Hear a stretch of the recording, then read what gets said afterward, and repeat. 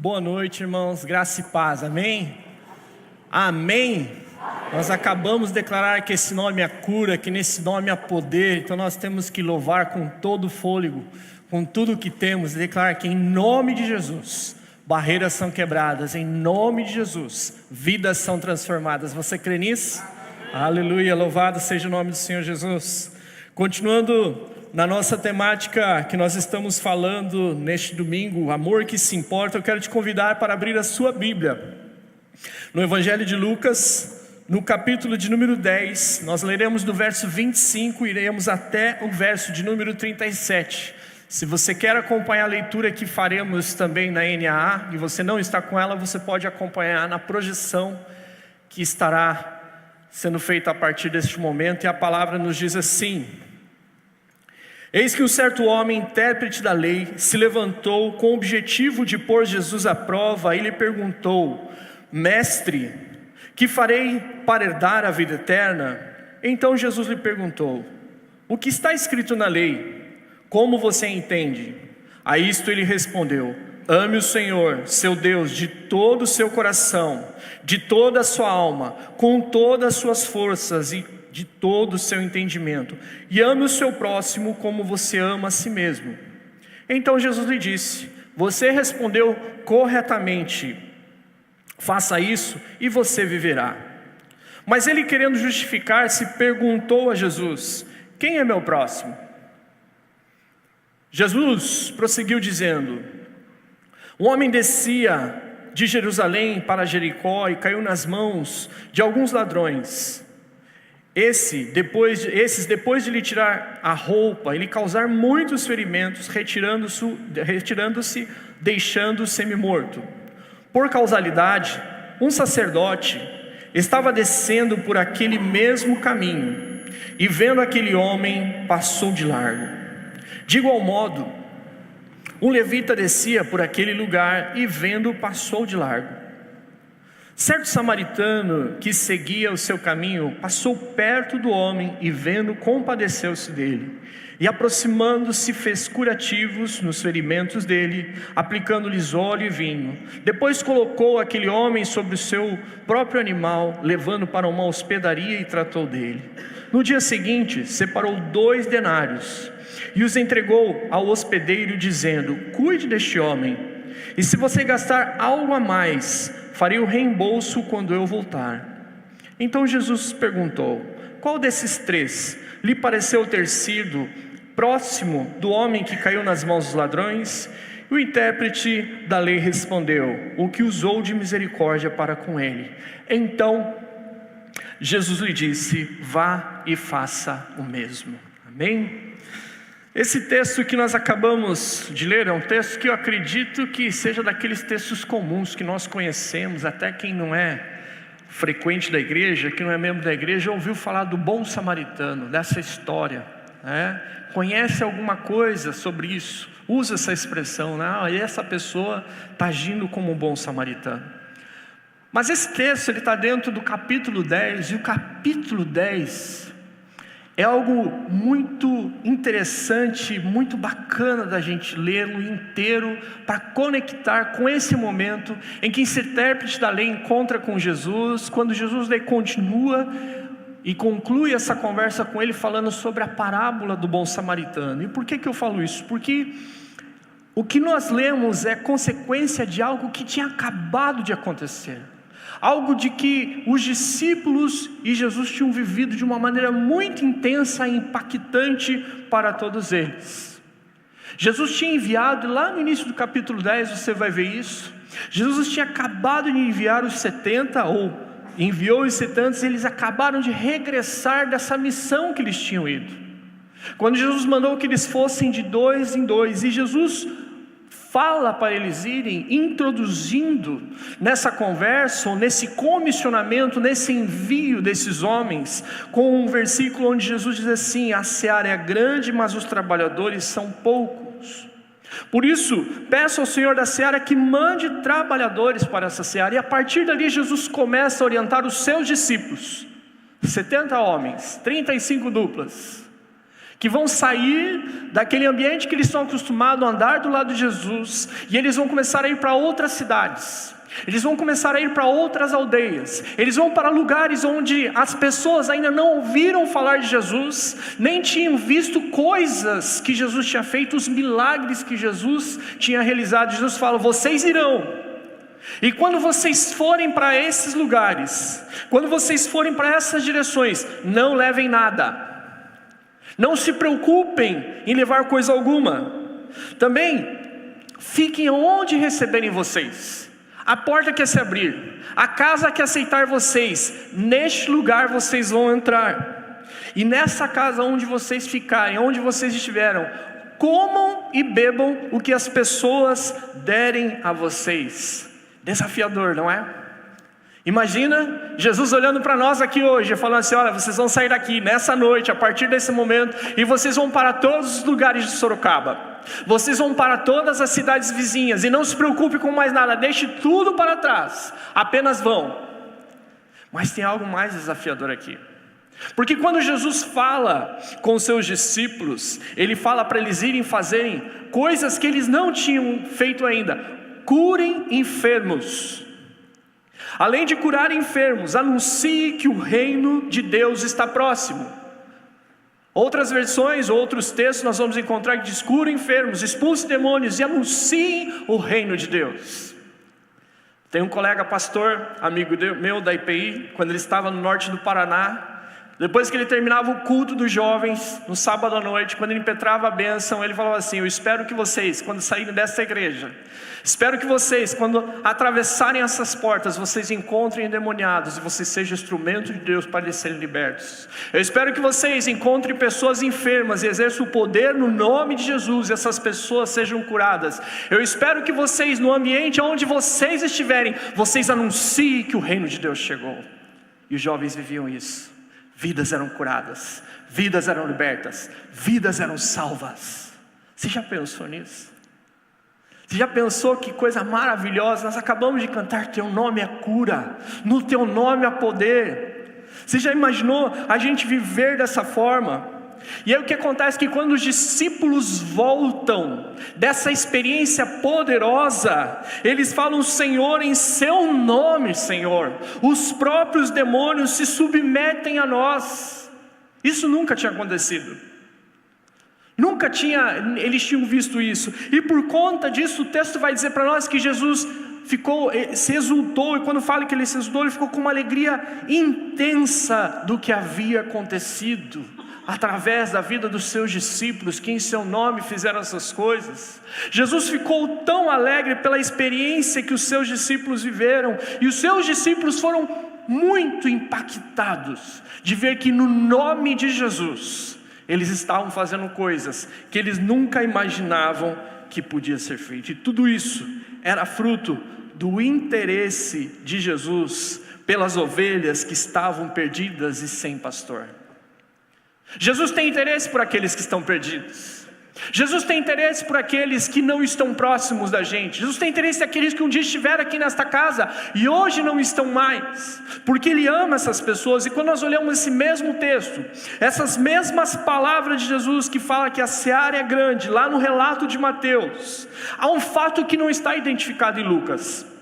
E que fato é esse? Diz em Mateus 9,36, antes de Jesus falar da seara, diz que ele, ao ver as multidões, Jesus sentiu compaixão por elas.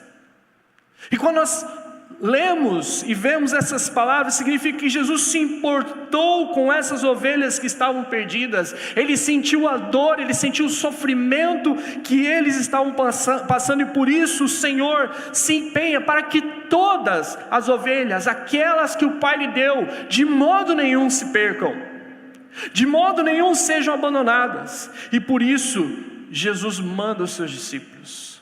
Somente o nosso Senhor faz isso, se importa conosco dessa forma. Ele fez isso com você, Ele fez isso comigo.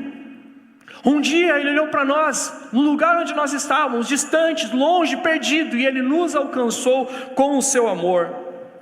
Só faz isso quem tem uma verdadeira motivação. Só entrega a sua vida desse jeito quem entende que precisa viver um amor que não é só de palavras. E por isso nessa noite nós continuamos falando sobre o amor que se importa. E o primeiro tópico que eu trago para nós aqui, baseado neste texto, é que quem se importa ama totalmente. Você ama totalmente a pessoa que está do seu lado aí? Dá uma olhadinha quem está do seu lado. Se é esposa é fácil. Se é irmão em Cristo também é fácil. Pai, filho, é fácil amarmos a pessoa, mas eu quero que você preste atenção e entenda a respeito dessa questão de amar totalmente. Veja, esse intérprete da lei aqui é o fariseu. Ele que estudava, ele que pesquisava, ele que buscava saber os detalhes, o que estava ali nas vírgulas, nas interpretações de cada palavra, do que significava. E ele pergunta: mestre, o que farei para herdar a vida eterna? Olha que interessante, Jesus e os discípulos estão exultando, alegres pelo que aconteceu, pelo evangelho ter sido anunciado, por vidas terem sido tocadas, e o fariseu vem com esse assunto: mestre, o que farei para herdar a vida eterna? Puxa um assunto que parece não ter nada a ver, mas ele tem um interesse. Ele quer confundir, ele quer tirar o propósito, ele quer que as pessoas percam a razão do que eles estão fazendo ali. E Jesus fala o que está escrito, o que a lei diz, e fala que ele respondeu: ama o Senhor seu Deus de todo o seu coração, ame o Senhor seu Deus de toda a sua alma, ame o Senhor com todas as suas forças, de todo o seu entendimento. E aí eu brinco com os irmãos, alguns sabem que eu gosto de café, por isso que eu tomo café. Porque coração, C, com toda a sua alma, A, com toda a sua força, fé, com todo o seu entendimento. Tome café, irmão. Tome café, e você vai lembrar como que você tem que amar as pessoas. É com tudo que somos, com toda a nossa força, nada pode ficar de fora. E Jesus mostra que o fariseu sabe disso, que nada nós podemos deixar de lado. Desde a infância ele foi ensinado, não foi quando ele chegou na universidade, quando ele fez um curso de teologia que ele entendeu isso, mas desde criança ele era informado, ele era ensinado pelos seus pais. De geração em geração foi falado: ame o Senhor seu Deus de todo o seu coração, ame o seu próximo com toda a sua força. Quando ele aprendeu sobre os 10 mandamentos, 4 mandamentos falavam sobre o amor a Deus, mas 6 falam sobre o amor ao próximo. As palavras ditas aqui estão na lei, fazem parte da Torá quando ele fala sobre o amor desta forma. E em Deuteronômio 6:5, que está na sequência dessa ordem, deste mandamento do Senhor, diz o escritor: essas palavras que eu lhe ordeno estarão no seu coração e você inculcará aos seus filhos. Você vai ensinar isso em primeiro lugar: ame com tudo, de todas as formas, sem deixar nada para trás. É dessa forma que nós devemos amar. Ou seja, não dava para fugir dessa ordem, não dava para ignorar essa ordenança do Senhor de amar o seu próximo. É um amor que é inteiro, um amor completo, um amor que não falta nada. Mas aí nós voltamos ao intérprete da lei, ao fariseu. E eles acharam uma forma, ou eles encontraram um meio de burlar essa ordenança. E como que eles fizeram isso? O fariseu começou a regulamentar esse amor. Tudo bem, eu tenho que amar com toda a minha força, com todo o meu entendimento, com toda a minha alma, eu tenho que fazer dessa forma. Mas quem que eu devo amar desse jeito? E aí amar dessa forma era amar quem eu gosto. E aí é fácil amar quem a gente gosta, não é verdade? É fácil amarmos quem pensa como nós pensamos. É fácil muitas vezes amar com quem concorda conosco, gosta das mesmas coisas que a gente, faz o que nós fazemos. Amar quem eu considero que é digno de ser o meu próximo. Contudo, quando nós falamos que o amor que de fato se importa, ele não é assim, que ele não é seletivo, mas é um amor que tem que entender que precisa abraçar todas as pessoas. E a forma como deveríamos amar, ou deveríamos viver esse amor que se importa, nos remete às palavras de Jesus quando ele ministrou o Sermão do Monte. Quando ele falou para aqueles que estavam ali ouvindo, os seus discípulos, ele diz assim: vocês ouviram o que foi dito, Não mate, quem matar estará sujeito a julgamento, porém eu lhes digo, todo aquele que se irar estará sujeito a julgamento. Opa, ficou mais difícil. Não dá para regulamentar isso. Você ouviu o que foi dito, olho por olho, dente por dente. Eu, porém, lhes digo, se alguém ferir a sua face direita, lhe dê a esquerda. O amor total nos leva a isso. Se alguém lhe quiser a sua túnica, deixe que não só leve a túnica, mas leve também a capa. Você ouviu dizer para que você deve amar o seu próximo e odiar o seu inimigo? E Jesus fala para nós, eu porém lhes digo, amem o seu inimigo e orem pelos que vos perseguem. Aqui a coisa fica complicada. Amarmos os nossos inimigos. Você já viveu essa experiência de amar quem é teu inimigo? Você já viveu a experiência de dobrar o seu joelho e orar por quem te persegue? Esse é o grande desafio da fé cristã. Esse é o desafio de entendermos o que é o amor total. Amar totalmente. O amor que se importa, se expressa de tal forma, de uma forma total, que ela não pode ser em nenhum segundo parcial. Por isso Jesus fala, você sabe, você tem entendimento, mas muitas vezes nós, e eu me coloco nesse grupo, nós queremos regulamentar, nós queremos escolher quem é digno do meu amor, quem pensa como eu, quem faz as mesmas coisas do que eu, e o Senhor nos desafia nessa noite, nesse amor quem se importa, no primeiro lugar, entender que nós precisamos amar as pessoas totalmente. Em segundo lugar, quem se importa, não escolhe o seu próximo. Quem se importa, não escolhe o seu próximo. O fariseu, depois de Jesus falar, você fez bem, faça isso e você viverá. É simples, é só amar. Mas aí o fariseu chega, mas quem é meu próximo? Quem é essa pessoa que eu devo amar dessa forma? Para esse grupo aqui, esse grupo que essa pessoa representava, havia uma grande dificuldade. Aliás, na realidade, uma grande impossibilidade de que era possível amar qualquer um, e de que qualquer um podia ser o seu próximo. Um dos ensinamentos era de que quem se desviava da fé não era digno nem de ser cumprimentado.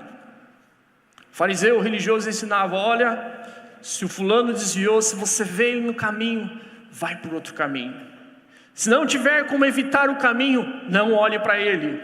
Se possível, vire a cara, se afaste dessa pessoa, porque ela não é digna de ser o seu próximo. Na verdade, você deve ignorar pessoas que fugiram, que estão longe da fé, que não participam mais.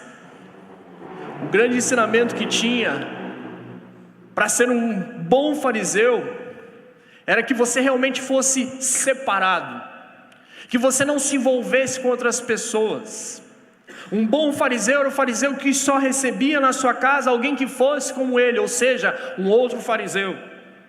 Uma pessoa perfeita no seu olhar, uma pessoa que faz as coisas como ele faz. Alguém que ele pode escolher, essa pessoa é tão boa quanto eu, então essa pessoa eu posso amar, porque essa pessoa observa os ritos religiosos da purificação, como eu faço. Ele escolhe o seu próximo porque ele diz assim, um bom fariseu como eu vai interpretar a lei como eu interpreto, vai entender como eu entendo. Um bom fariseu como eu vai se relacionar com outro fariseu porque essa pessoa é irrepreensível. E se essa pessoa não fosse assim, para aquele intérprete da lei que pergunta quem é meu próximo, no coração dele, ele não receberia essa pessoa em sua casa. Ele não conversaria com essa pessoa. Ele não teria amizade com alguém tão diferente assim. Porque ele entende que ele precisa escolher o seu próximo. Então Jesus começa a parábola, e Jesus falando nessa parábola do bom samaritano, ele inicia falando que havia um homem descia de Jerusalém. E é interessante que quando Jesus começa a falar a respeito deste homem, em nenhum momento Jesus fala, então descia o fulano de tal para Jerusalém. Nós olhamos para essa história, E nós não vamos ver Jesus dizendo: ó, então descia o fulano de tal, que era da cidade assim, que fazia parte da família tal. Nós não vamos ouvir Jesus dizendo: e ele estava indo para o templo orar. Jesus não fala que ele estava indo entregar a sua oferta. Jesus diz que esse homem estava passando. Também não diz que esse homem, se a sua nacionalidade era de ser um judeu. Jesus também não explica e não deixa claro para os seus ouvintes e para nós quais são os valores daquele homem que está ali necessitado e carente. A única informação, a única coisa que sabemos que Jesus dá aos seus ouvintes é que ele é um homem.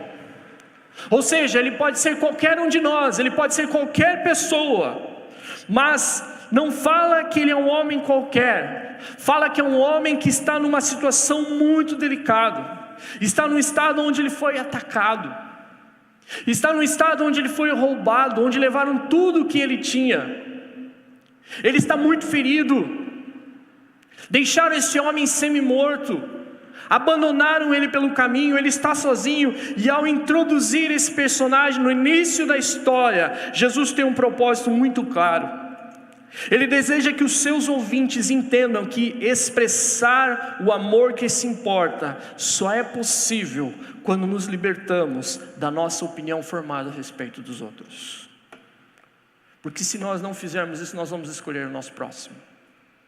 Se nós não fizermos isso, nós vamos decidir quem é digno de ser próximo, de estar perto da gente e que pode ficar junto com a gente.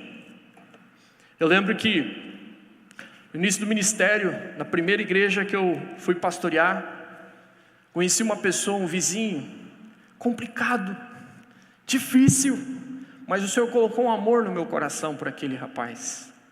E a vida dele era enrolada, muito complicada. E eu comecei a caminhar com ele, comecei a falar do amor de Jesus. E às vezes ele chegava até embriagado lá em casa, e chorava, e contava a vida dele. Em um momento, esse rapaz estava saindo da minha casa, estava chegando uma outra pessoa que era da igreja. E essa pessoa olhou com um olhar de: quem que é essa pessoa? Por que que esse rapaz está na casa do pastor? E a hora que ele saiu, falou: pastor, o senhor conhece esse rapaz? Eu falei: conheço, ele é meu vizinho. E empolgado eu falei, e graças a Deus ele está se aproximando, e Deus está me dando a oportunidade de falar do amor de Deus. Olha, creio que logo ele vai estar na igreja. Ele olhou com uma cara feia para mim. Eu falei: aconteceu alguma coisa, irmão? Não é nada não, pastor, é que o meu santo não bate com o dele. O meu santo não bate com o dele. Irmãos, quem é o nosso próximo? Nós não escolhemos nosso próximo. Nós precisamos olhar o estado que estão as pessoas, quais são as dificuldades que elas estão passando. Sábado nós saímos com os nossos irmãos aqui da CEMIPS, um grupo pequeno, não divulgamos, mas na próxima, né, Gislaine, nós queremos levar a igreja toda, em nome de Jesus, e orar por todos os comércios daqui do centro. E cada um de nós que entrou no lugar, a gente teve uma experiência que foi marcante. Uma palavra, uma oração, num toque, um sorriso, uma alegria que foi estampada no rosto de quem estava preocupado. Uma lágrima que caiu de uma oração dizendo: Senhor, abençoa a vida desta pessoa e esse negócio. Pessoas que ficaram assim impactadas. Vocês da igreja vieram aqui sem nos conhecer, orar por nós. Esses são os nossos próximos. Essas são as pessoas que precisam do amor de Jesus. São essas pessoas que nós precisamos sair daqui, como está naquela placa lá na saída, que quando nós saímos daqui, nós entramos no campo missionário. É esse entendimento que nós temos que ter. Não escolhermos nosso próximo. É um homem, é uma mulher, é alguém que talvez não tenha nome para nós não saibamos de onde vem nem para onde vai, mas que está passando por um momento e necessita que eu e você sejamos instrumentos de Deus para abençoar a vida dessa pessoa. Terceira lição que eu vejo aqui: quem se importa não arruma desculpas. Quem se importa não arruma motivos para não fazer. Jesus coloca mais dois personagens nessa história. Jesus coloca agora o sacerdote e o levita aqui, nesse momento, nessa parábola. E esses dois são diferentes dos fariseus. Eles não são iguais. Aliás, há uma rivalidade entre esses grupos, entre os fariseus e os levitas, os sacerdotes, que são chamados também de saduceus. Enquanto o templo estava destruído, foram criadas as sinagogas, e as sinagogas eram dirigidas pelos fariseus, onde se estudava a Bíblia, mas quando foi instituído de novo o templo único que podia gerir, que podia conduzir, ministrar, eram os sacerdotes e os levitas, os saduceus que tinham controle, ou seja, o povo da tribo de Levi. E o acesso ao santuário era um acesso restrito. Somente os levitas e os sacerdotes podiam fazer aquele serviço. Somente eles podiam entrar no templo. E para isso acontecer, era necessário que eles estivessem com as vestes de culto sempre purificado. Por isso Jesus faz essa distinção muito clara a respeito do sacerdote e do levita. Pois uma pessoa que estivesse pronta para exercer o seu serviço no templo jamais poderia tocar no moribundo, jamais poderia tocar em alguém que estivesse semi-morto, porque se você tocar você fica impuro e você não pode acessar o templo. O significado deles passarem de largo, de não tocarem, era porque eles não podiam se contaminar. Ou seja, Jesus está mostrando, olha, os levitas e os sacerdotes não fizeram isso porque eles arrumam uma desculpa. E arrumar uma desculpa é algo interessante. Você já pensou que ter uma desculpa não é sinal de que está tudo bem? Puxa, desculpa, Zé. Marquei com você e não apareceu. O Jonas cometeu alguma falha, combinou e não deu certo. Quando nós usamos a desculpa, é sinal que algo não deu certo. Quando nós usamos uma desculpa, é não se importar, não se importar e não se envolver com uma pessoa que está sofrendo, uma pessoa que está necessitada, precisando de ajuda. É querer usar uma justificativa com essa expressão de desculpa, mas quando nós usamos a desculpa, na verdade, ela só nos complica. Porque quando nós falamos desculpa, eu não vou poder ajudar, desculpa, eu não vou poder me envolver por conta disso ou daquilo ou daquela situação, nós estamos querendo dizer, tire de mim essa culpa que na verdade pertence a mim. E às vezes Jesus está olhando para aquele homem que ali está perguntando, e provavelmente tem outras pessoas ao redor, talvez tenha ali levitas, talvez ali tenha também sacerdotes, tem os saduceus que estão ali, e eles não fazem, não atendem, não foram ao encontro daqueles que estão perdidos, porque eles usam de desculpas, eles querem que a culpa seja tirada deles. Tira a responsabilidade que é de mim, com essa desculpa, porque eu não quero fazer isso. Às vezes, meus amados, com esses personagens, nós tentamos justificar a nossa não percepção pelo próximo, de não vermos, de não notarmos o irmão que está do nosso lado sofrendo, passando por um momento de dificuldade. O amor que se importa prioriza realmente o que é essencial. Por isso nós não podemos usar de desculpas, porque eu tenho um compromisso X, Y, Z, e até usamos que esses compromissos são compromissos religiosos, quando na verdade o que é essencial, o que é importante é olhar para aquele que está perdido, necessitado, aquele que está no meio do caminho. Uma quarta questão que eu vejo aqui é que quem se importa transforma vidas.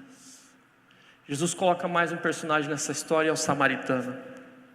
E Jesus coloca o samaritano aqui, e o samaritano era tudo que o fariseu mais detestava, porque o samaritano não faz parte da religião, o samaritano está separado, o samaritano aliás tem um outro templo, um outro lugar para adorar, mas Jesus coloca esse personagem, Jesus traz uma questão que é provocativa para eles, porque é esta pessoa que percebe a situação daquele homem.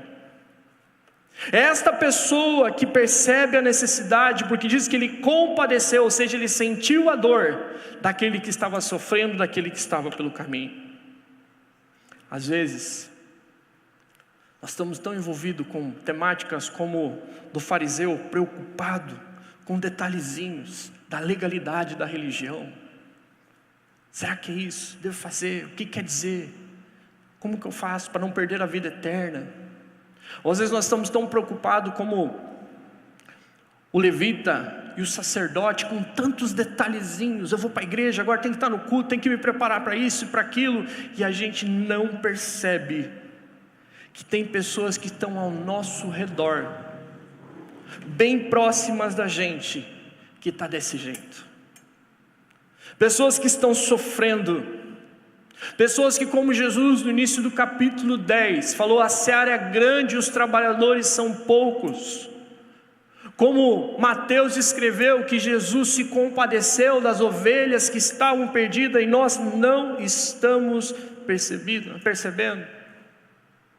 Pessoas que estão ao nosso redor com a sua vida destruída. Pessoas que estão em crise, quase mortas, no meio do caminho, isoladas, estão atarefados com a nossa agenda que não percebemos essas pessoas. O amor que se importa. Do que nós estamos falando aqui no mês todo, e chegamos neste domingo que vem nós vamos finalizar essa série, nos chama a atenção, nos provoca, quer nos tirar da nossa zona de conforto, porque se nós vamos viver um amor que se importa, nós temos que olhar para esse samaritano e viver isso. Viver entendendo que nós temos que nos aproximar dessas pessoas, que nós temos que tratar delas, cuidar das suas feridas, do que elas estão sofrendo. Nós temos que ser instrumento de Deus para mudar a história da vida dessas pessoas. Como Jesus mostra esse samaritano, nós temos que ser aqueles que vão investir na vida daquele que está perdido, para que sua vida seja realmente transformada, porque quem se importa, transforma vidas. Quem se importa, está interessado por aquele que está perdido. Não é um amor somente de palavras, mas um amor de atitudes. Para finalizar essa mensagem, quando meditava e pensava a respeito de todos esses pontos desse amor que se importa, eu lembrei de uma conferência missionária que eu participei há muito tempo atrás, e vi a história de um homem que não era do Brasil, mas se converteu aqui no Brasil, e ele voltou para a sua terra. E ele voltou decidido ser missionário no meio do seu povo que não tinha o cristianismo como a principal religião. E ele foi pregar e falar o que Jesus fez na vida dele. Quando ele chegou na sua terra, na sua cidade, ele foi trabalhar como voluntário no hospital. E quando ele chegou naquele hospital, como voluntário, ele não podia dizer que era cristão, ele descobriu que tinha um homem dentro daquele hospital, com mais de 80 anos, que desde que nasceu estava dentro daquele hospital. E ele estava porque ele nasceu com deficiências, ele não conseguia andar, ele só rastejava. E naquela cultura se entendia que quem nascia assim, nasceu amaldiçoado, então a família abandonou ele quando ele nasceu. O hospital não fazia aquilo por caridade, mas fazia aquilo porque não tinha outro lugar que quisesse receber, então ele ficou num quarto. Nesse quarto escuro, sujo, insalubre, ele recebia todo dia sua comida por baixo de um buraco, porque naquela crença se entendia que se tocasse até nas paredes eles seriam amaldiçoados. E aquele missionário pensou consigo, essa pessoa precisa conhecer o amor de Jesus, essa pessoa precisa ter um encontro com Cristo, ele precisa saber que existe um Deus que amou ele tanto que deu o seu único filho para morrer pela vida dele. Então, num plano mirabolante, ele decidiu sequestrar aquele homem e levar para sua casa. E uma noite, quando todos estavam dormindo, ele tirou aquele homem daquele quarto e levou para sua casa. O hospital deu graças a Deus. Resolvemos o nosso problema. Durante um tempo, ele alimentou aquele homem desnutrido. Ele fez a primeira certidão de nascimento daquele homem. Ele tirou os seus documentos. Ele cuidou dele, fez ele fazer parte da sua família. E um dia, ele sentou com aquele homem e disse: eu preciso falar para você a respeito de Jesus. E ele abriu João 3,16 e disse: porque Deus amou o mundo de tal maneira que deu o seu único filho para que todo aquele que nele crê não pereça, mas tenha a vida eterna, por favor, pare. Eu sei onde você quer chegar. E eu quero dizer, você não precisa falar nada, porque você já mostrou esse amor por mim, quando você se importou por mim. O amor que se importa é o amor que tira a gente da nossa zona de conforto. O amor que se importa faz a gente perceber, tem muitas pessoas que estão ao nosso redor, que nós não estamos enxergando e que precisam desse amor. Eu quero te convidar para orar, mas antes de orar, algo que Deus colocou no meu coração para te desafiar. Olha para os lados, veja os bancos. O amor do Senhor que se importa é pela vida daqueles que não estão aqui, por aqueles que podiam estar sentados do nosso lado nessa noite. O amor que se importa é por aquele que um dia já esteve sentado do seu lado, talvez há 1 ano, 2, antes da pandemia, quando você era jovem aqui na igreja. E esse amor que se importa precisa ser vivido por nós, para que vidas sejam transformadas. E o desafio